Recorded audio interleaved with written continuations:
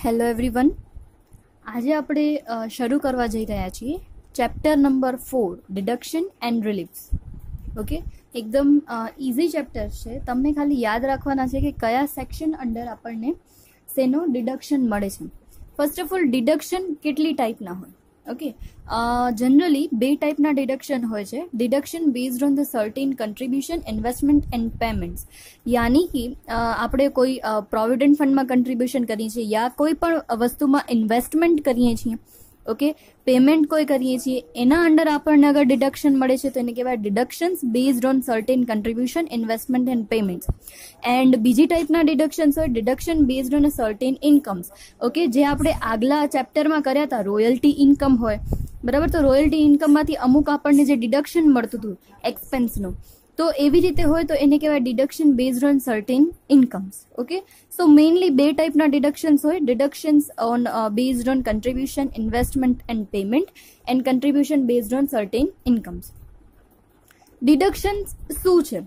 હવે ડિડક્શન છે એ હંમેશા આપણને ગ્રોસ ટોટલ જે ઇન્કમ હોય આપણી એના ઉપરથી મળે, બરાબર. મતલબ કે ડિડક્શન ક્યારે આપણને કોઈ પર્ટિક્યુલર હેડ અંડર નથી મળતું.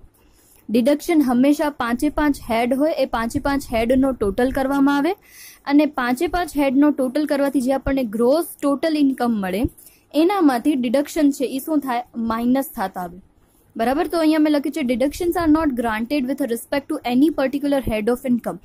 એટલે આપણે એમ ના કહી શકીએ કે 80C છે કે 80D છે કે 80G છે એ સેલરીનો છે કે હાઉસ પ્રોપર્ટીનો છે કે ઇન્કમ ફ્રોમ અધર સોર્સિસનો છે. એવી રીતે આપણે ક્યારે પણ ડિડક્ટ ન કરી શકીએ. હંમેશા જ્યારે ટોટલ ઇન્કમ આવે, ગ્રોસ ટોટલ ઇન્કમ, એનામાંથી જ હંમેશા ડિડક્શનની અમાઉન્ટ માઇનસ થાય. Okay, they are allowed as a general deductions from the gross total income of the assessee. Clear? તો ડિડક્શનમાં હંમેશા યાદ રાખવાનું એ આપણને ટોટલ ગ્રોસ ઇન્કમમાંથી માઇનસ મળે. મેં અહીંયા આગળ એક લિસ્ટ બનાવ્યું છે. આ લિસ્ટ તમને યાદ રાખવાની તો જરૂર નથી કે કયો કન્ટ્રીબ્યુશનનો છે, કયો ઇન્કમનો છે, પણ તમારા નોલેજ માટે કે deduction based on contribution or the payments કઈ કઈ ટાઈપના હોઈ શકે છે. તો 80C, 80CC, 80CCD, 80D, 80DD, 80DDB, 80E, 80EE, 80EEA and 80GG. આ બધા ડિડક્શન છે એ ડિડક્શન્સ કહેવાય contribution or payment under. Deduction based on incomes, ઇન્કમના બેઝડ ઉપર કયા ડિડક્શન છે? તો 80QQB, 80RRB, TTA and TTB. Okay, turn by turn આપણે બધા ડિડક્શન્સ લેતા જશું એન્ડ આઈ મેક શ્યોર કે તમારા માટે ડિડક્શનનો ચેપ્ટર એકદમ ઇઝી બની જાય એ વેથી હું પ્રેઝન્ટ કરું. અને તો બી તમને અગર ન સમજાય, ડાઉટ થાય તો તમે પૂછી શકો છો. ઓકે, દેન આફ્ટર આવે ડોનેશન બેઝડ ડિડક્શન. ઓકે, સો ડોનેશન બેઝડ ડિડક્શન થશે તો એનામાં બે જ છે, 80G એન્ડ 80U. સૌથી મોસ્ટ ઇમ્પોર્ટન્ટ ડિડક્શન આપણો છે 80C અને આજે આપણે વિડીયોમાં 80C જ કવર કર્યો છે અને એના રિલેટેડ જ આપણે સમ્સ લેશું. First of all, 80C deduction શેના રિલેટેડ છે? સો 80C ડિડક્શન છે in the respect of life insurance premium paid, contribution to any kind of the PF and investment. તો આટલી જે વસ્તુ છે એ 80Cના અંડરમાં શું થાય છે? કવરઅપ થાય છે. તો બધા વ્યક્તિ શું કરશે? વધુમાં વધુ પોતાની જે ઇન્કમ હશે એનો પોર્શન શું કરશે? 80Cમાં રોકી દેશે. તો આવું ન થાય, ટેક્સ ઇવેઝન ન થાય, એના પર્પઝથી ગવર્મેન્ટ એવો રૂલ કરી દીધો કે ભાઈ 80Cમાં મેક્ઝિમમ અમાઉન્ટ આપણને કેટલી મળશે? 150. અગર તમે અલગ અલગ જગ્યાએ ઇન્વેસ્ટમેન્ટ કર્યું છે, બરાબર, અને જો એનો ટોટલ છે 2,70,000 થતો હોય પણ તમને અંડર સેક્શન 80C કેટલો ડિડક્શન મળશે? Up to the 150. ઓકે, 1,50,000 સુધીનો જ તમને ડિડક્શન અપ્રૂવડ થશે, એનાથી વધારે નહીં. તો અહીંયા કને લિસ્ટ આપેલો છે 80Cના રિલેટેડ.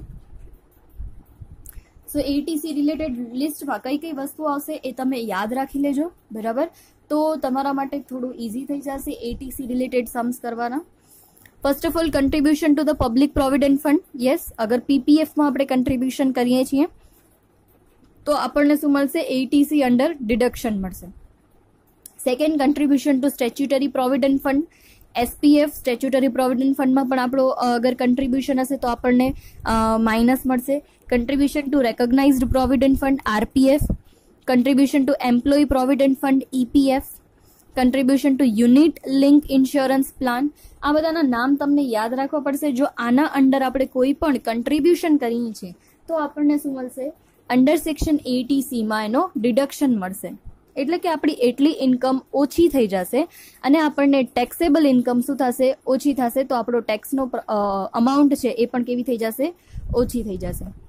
દેન આફ્ટર અહીંયા કને આવે છે subscription to national saving certificate. Okay, national saving certificates છે એમાં અગર આપણે સબસ્ક્રિપ્શન કરીએ છીએ તો એ પણ ધ્યાન રાખજો 8 and 10 ઇસ્યુ હશે તો જ અંડર મળશે અને કાંઈ જ મેન્શન નથી કરતા તો આપણે એને ડિડક્શન આપીએ છીએ. દેન આફ્ટર છે સુકન્યા સમૃદ્ધિ યોજના SSYમાં અગર આપણું ઇન્વેસ્ટમેન્ટ હશે તો બી આપણને 80C અંડર મળશે. લાઈફ ઇન્સ્યોરન્સ પ્રીમિયમ આપણે પેમેન્ટ કરીએ છીએ. LICના agent, most of the agents તમને ક્યારે પણ પોલિસી સમજાવે તો એમ સમજાવશે કે આનું પ્રીમિયમ તમને ડિડક્ટિબલ છે. ડિડક્ટિબલ છે એટલે શું થશે? તમારી ઇન્કમમાંથી આ એક્સપેન્સ માઇનસ કરી દેવામાં આવશે એટલે તમને ટેક્સ ઓછો પડશે.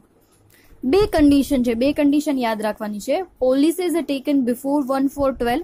અગર 1 એપ્રિલ 2012 બિફોર છે, પહેલા પરચેસ કરેલી છે પોલિસી, તો પોલિસીના વેલ્યુના 20% આપણને ડિડક્ટિબલ મળે. ઓકે, બિફોર માટે 20% છે. And if the policy is taken after 1/4/2012 તમને મેન્શન કરશે કે ક્યારે પોલિસી લીધેલી છે. તો અગર પોલિસી તમારી 1/4/12 પછી લીધેલી છે તો કેટલા પર્સન્ટેજ? 10% પોલિસીની વેલ્યુના તમને શું મળશે? ડિડક્શન મળશે. પોલિસીની વેલ્યુ પર તમને આપી દેશે. ઓકે, એના પછી છે repayments towards the principal of home loan. Residential property, અગર આપણે કોઈ કન્સ્ટ્રક્શન કરીએ છીએ ઓર આપણે આપણા ઘરના પરચેઝ માટે કોઈ હોમ લોન લીધી છે, ઓકે, તો એની કેટલી amount? Only the principal amount. Okay, ઇન્ટરેસ્ટની અમાઉન્ટ છે હાઉસ પ્રોપર્ટીમાં માઇનસ મળે. અહીંયા આવશે કઈ અમાઉન્ટ આવશે? પ્રિન્સિપલ અમાઉન્ટ આપણને માઇનસ મળશે. દેન આફ્ટર આવે છે term deposit for the fixed period not less than 5 years. મતલબ કોઈ બી ટર્મ ડિપોઝિટ છે, મતલબ કે અમુક સમયગાળા માટે આપણે એ આપણી ડિપોઝિટ રાખી દઈએ છીએ, બરાબર? તો એવી કોઈ પણ ટર્મ ડિપોઝિટ્સ છે તો એ પણ આપણને અંડર સેક્શન 80C ડિડક્શન મળશે. But not less than 5 year, મતલબ કે 5 વર્ષથી ઓછી ન હોવી જોઈએ, 5 વર્ષની હોવી જોઈએ. Post office time deposit, post ઓફિસમાં પણ અગર આપણને ટાઈમ ડિપોઝિટ થોડા વર્ષ માટે રાખીએ છીએ તો એના માટે પણ સેમ કન્ડિશન છે, નોટ લેસ દેન 5 year, 5 વર્ષથી ઓછી ન હોવી જોઈએ.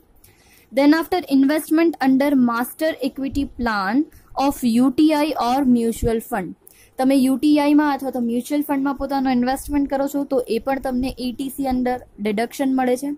Okay, and then after tuition fees of only for the 2 children. 2 છોકરાઓ માટેની જ ટ્યુશન ફી છે એ શું મળશે? ડિડક્શન મળશે. 2 છોકરાથી અગર વધારે હશે તો પછી આપણને ડિડક્શન મળશે નહીં. ઓકે, અને આ લાઈન યાદ રાખજો, unrecognised provident fund is not consider under 80C. ઘણા બધા પ્રોવિડન્ટ ફંડ આવ્યા, બરાબર? PPF, statutory provident fund, recognised provident fund, employee provident fund. પણ અનરેકોગ્નાઇઝડ પ્રોવિડન્ટ ફંડ હશે તો એ 80C અંડર ડિડક્શન મળશે નહીં. સો મેં મોસ્ટલી જેટલા પણ 80Cમાં આવતા હોય એનો લિસ્ટ તમને આપ્યું છે. એ લિસ્ટ તમે યાદ રાખી લેશો તો તમે 80C related deduction easily find કરી શકશો. ઓકે, આ ચેપ્ટર આપણે 4th ચેપ્ટર એટલે ઇમ્પોર્ટન્ટ છે. 4th ચેપ્ટરમાં તો પૂછાશે, સાથે 5th ચેપ્ટર આપણે કરશું એમાં પણ આ ઇમ્પોર્ટન્ટ છે. તો તમે તમારી બુકમાં આ લિસ્ટ આખું લખી અને યાદ રાખી લેજો. ઓકે, એના રિલેટેડ હવે એક આપણે સમ કરીએ, ઇલિસ્ટ્રેશન નંબર 1. ઓકે, એકદમ બેઝિક એન્ડ સિમ્પલ સમ છે. તમને જો લિસ્ટ યાદ રહી ગયો હશે તો તમે ઇઝીલી આ કરી શકશો. ઇલિસ્ટ્રેશન 1. Nandita has made the following payments during the previous year 1920. Compute the total qualifying amount and actual amount of deduction under section 80C for the assessment year 2021. આપણે 80C અંડર ડિડક્શન ફાઇન્ડ કરીને આપવાનું છે. સો શરૂઆત કરીએ. સૌથી પહેલા કીધું છે contribution toward public provident fund. Yes, public provident ફંડમાં આપણે ઇન્વેસ્ટમેન્ટ કર્યું હોય તો આપણને શું મળે? 80Cમાં ડિડક્શન મળે. સો આપણે અહીંયા કને લખશું નીચે contribution toward PPF, public provident fund, ₹1 lakh.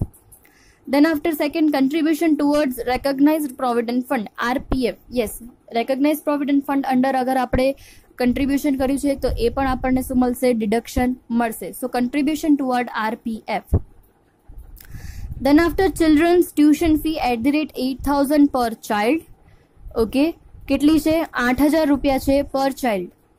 આપણે કેટલા ચિલ્ડ્રન માટે ડિડક્ટેબલ મળશે? અહીંયા કને અમાઉન્ટ આપી દીધી છે 24,000. દેટ મીન્સ આપણને ખબર પડે છે કે ચિલ્ડ્રન કેટલા ચિલ્ડ્રનની ફીસ કન્સિડર કરેલી છે? 8 3s are 24. સો 3 ચિલ્ડ્રન એ લોકોએ કન્સિડર કર્યા છે, પણ આપણને હંમેશા ડિડક્શન કેટલો મળશે? 2 ચિલ્ડ્રન પૂરતો. એટલે આપણે કન્સિડર કરશું 8,000 મલ્ટીપ્લાય બાય 2, દેટ ઇઝ 16,000. પૂરેપૂરા 24,000 નહીં મળે, કેટલા મળશે? 16,000 જ મળશે. Then after life insurance premium on the life of married daughter. Life insurance premium છે, બરાબર, એની છોકરી માટે. Sum assured ₹1 lakh, policy taken on 1/4/2015. Okay, તમને પોલિસીની અમાઉન્ટ આપી દીધી છે 1 lakh એન્ડ પોલિસી ક્યારે લીધી છે? 1/4/15 ના. તો ઇન્સ્યોરન્સ પ્રીમિયમ માટે બે વાત હોય. એક તો પોલિસી 2012 બિફોર હોય તો 20% મળે, અને અગર આફ્ટર 1/4/2012 છે તો 10%. કોના? પોલિસીની અમાઉન્ટના 10%. That is 1 lakh into 10%. Amount આવશે 10,000. ભલે 12,000 એને ભર્યા છે, પણ એને ડિડક્શન કેટલું મળશે? 10,000 નું જ મળશે. Okay. Then after investment in unit of notified mutual fund for financing infrastructure facility. હવે મ્યુચ્યુઅલ ફંડ, નોટિફાઈડ મ્યુચ્યુઅલ ફંડમાં પણ આપણે અગર જો ઇન્વેસ્ટમેન્ટ કરતા હોઈએ તો એ પણ આપણને એટીસી અંડર શું મળે? ડિડક્શન મળશે. કેટલો છે? ₹20,000. સો અહીંયા લખશું ₹20,000. Then after repayment of housing loan for construction of self residential house. પોતાના હાઉસ માટેની લોન લીધી હતી, એના રીપેમેન્ટ છે. ઓકે, અહીંયા આપણે એવું કન્સિડર કરી લઈશું subject for the condition of non transfer for 5 year, એટલે કે 5 વર્ષ સુધી આપણે એને ટ્રાન્સફર કરવાના નથી. સો 47,000 શું આવશે? અહીંયા કને આપણને ડિડક્શનમાં કન્સિડર કરશું.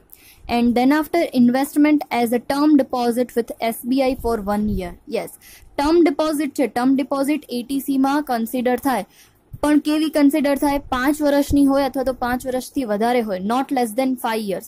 5 વર્ષથી ઓછી હશે, અહીંયા તો 1 year માટે છે, એટલે કે 5 વર્ષથી ઓછી છે તો આપણે કન્સિડર કરશું નહીં. એટલે જે કન્સિડર નથી થતા એ ઇનર કોલમમાં લખ્યા છે લોકોએ, અને જેટલા પણ એટીસી અંડર કન્સિડર થાય છે એ લોકોએ આઉટર કોલમમાં લખ્યા છે.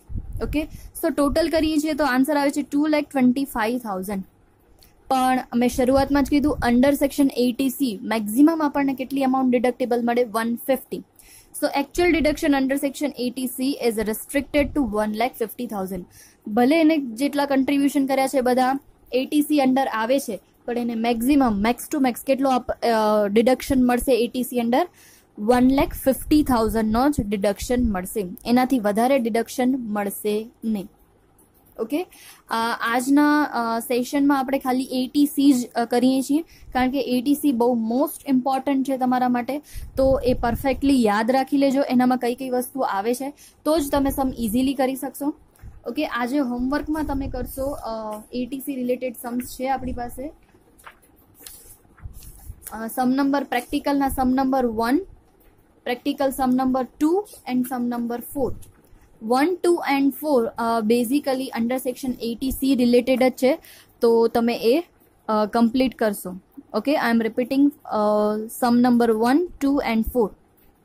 જેટલા પણ ડિડક્શન્સ છે એ જેટલા સમ્સ માટે બહુ જ ઇમ્પોર્ટન્ટ છે, એ આપણે એકદમ ધીરે ધીરે અને વ્યવસ્થિત લેશું. બાકી ઘણા બધા ડિડક્શન્સ આપેલા છે, એમાંથી તમને અમુક તો પૂછાતા નથી, એ આપણે ખાલી કોન્સેપ્ચ્યુઅલ ક્લિયર કરી લેશું, બાકી એના રિલેટેડ સમ્સ તમને હશે નહીં. ઓકે, આઈ હોપ એટીસી તમને યાદ રહી ગયો હશે અને સમજાઈ ગયો હશે. કોઈ બી ડાઉટ હોય તો તમે પૂછી શકો છો. એન્ડ હોમવર્ક છે 1, 2 એન્ડ 4. Thank you.